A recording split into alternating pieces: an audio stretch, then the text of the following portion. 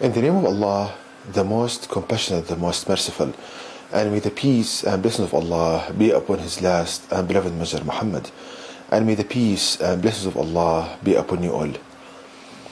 This is the fifth part of the series entitled Discoveries from the Quran. And in this series I show the superiority of the knowledge of Allah, God Almighty, in the last revelation to people of the Quran, and how the Quran is far superior to the knowledge of people in this day and age. And also how by pondering upon the verses of this book, the believer would be the teacher of others and not the one on the receiving end. And the topic in this presentation is the future of speed limitations of aircrafts. Now, what do I mean by this? Is that in this day and age there is a huge effort to increase the speed of aircrafts. And the applications for this are apparent. For example, in delivering and transporting goods in a shorter period of time, in transporting passengers. For example, instead of sitting in a plane for 10 hours, you sit, for example, 1 hour, half an hour. That would be excellent.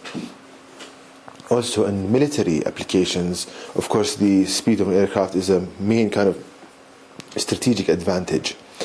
So, people are trying to increase the speed of aircrafts, but they have a main problem in this, which is the friction of air atoms on the surface of the plane, which is called drag. And what I mean by this is that when the plane tries to go forward, the air atoms, they kind of have a kind of, let's say, stick to the surface of the plane, so they are dragging it backward. So the airplane is trying to go forward, the drag of the air is trying to pull it backwards. So that limits the speed of the aircraft so much. And people are trying to solve this by having stronger engines for the aircraft. But there's a problem in this. Even if you have stronger engines, the friction or the drag of the air atoms on the surface of the plane can cause high stresses, fracturing of the body of the airplane, instability in flying, and so forth. So what people are trying to achieve is to lower the drag or the friction of air atoms to the body of the plane. Because if you have a very, very low drag or a very kind of low friction, then you can increase the speed of the aircraft without worrying about high stresses, fracturing the hull of the airplane or the surface of the airplane, and instabilities in flight.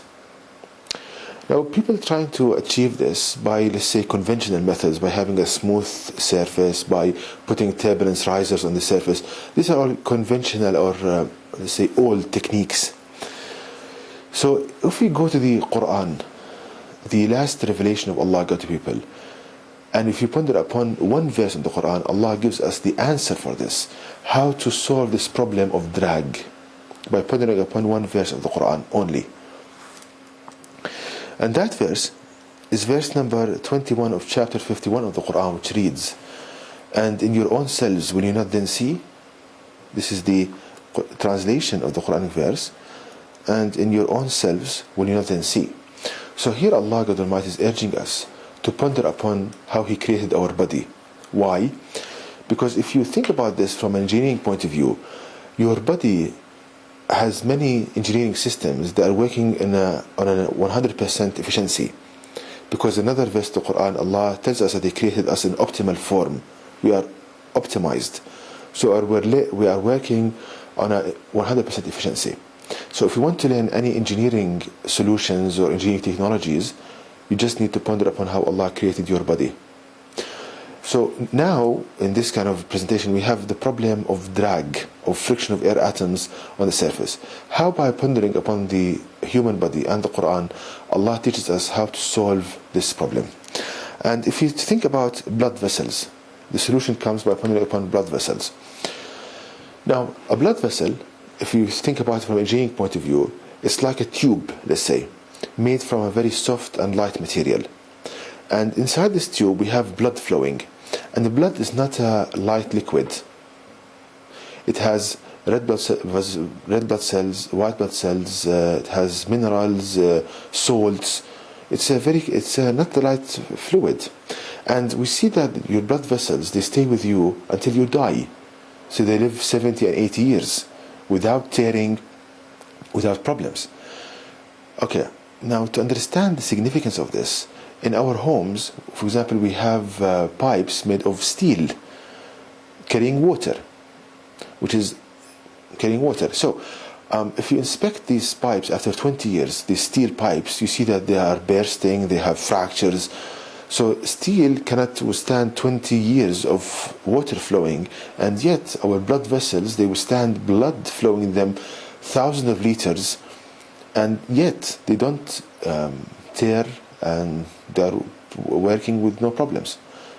So we learn from this that the problem of drag or friction between the fluid and the blood vessel, Allah has solved this problem.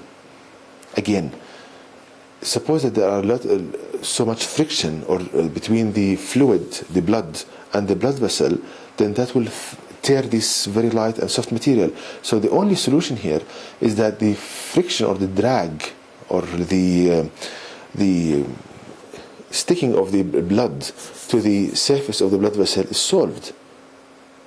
There is very, very low friction here.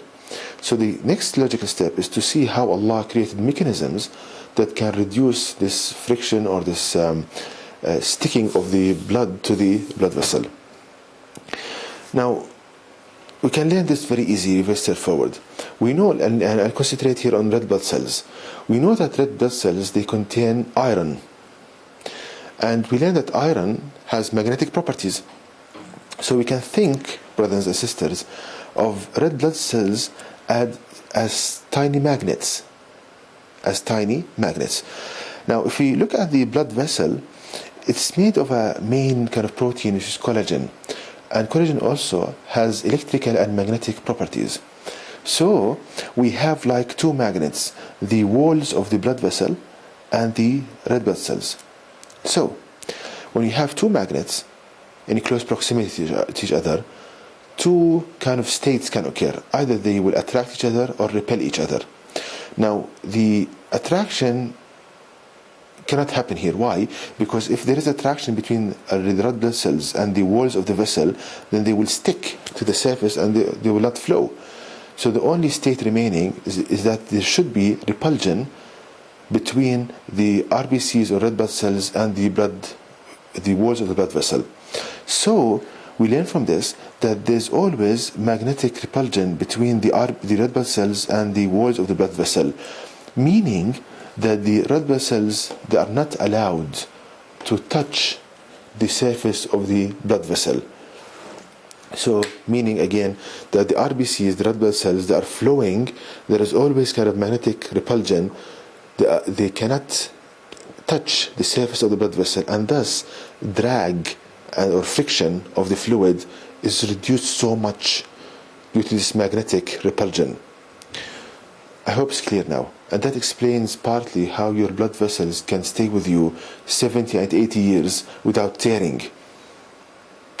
So this concept of having a magnetized surface to repel atoms for touching the surface, let's see how we can apply it in engineering applications. So if you go back to the surface of the aircraft, we can do the following. If we magnetize the surface of the airplane using the appropriate frequency and amplitude, then it can repel air atoms and not allowing them to directly touch the surface of the aircraft, and that would reduce drag so much. So we learn from the creation of Allah God Almighty in the human body that Allah installed mechanisms to reduce drag, and among these mechanisms is the magnetic repulsion, not allowing the red blood cells to touch the surface of the blood vessel. So we can magnetize the surface, any surface we want to reduce drag on that surface using the appropriate frequency and amplitude to repel the atoms of touching the surface. Now, there is a study, a very recent study, the one you see here, in 2005, the study, and people started investigating using magnetic repulsion to reduce drag, and this is a very kind of straightforward study. They used a spherical surface, and they used magnetic repulsion to reduce the drag, and they witnessed a huge reduction in drag coefficient and drag values when they used this technique. Okay, and you see how Allah Almighty teaches us everything from the Quran by pondering upon it. And to know more details about this topic, please visit my website at www.quran-miracle.com. This is the website, and you can email me at zaidquran@yahoo.com. And may the peace and blessings of Allah be upon you all.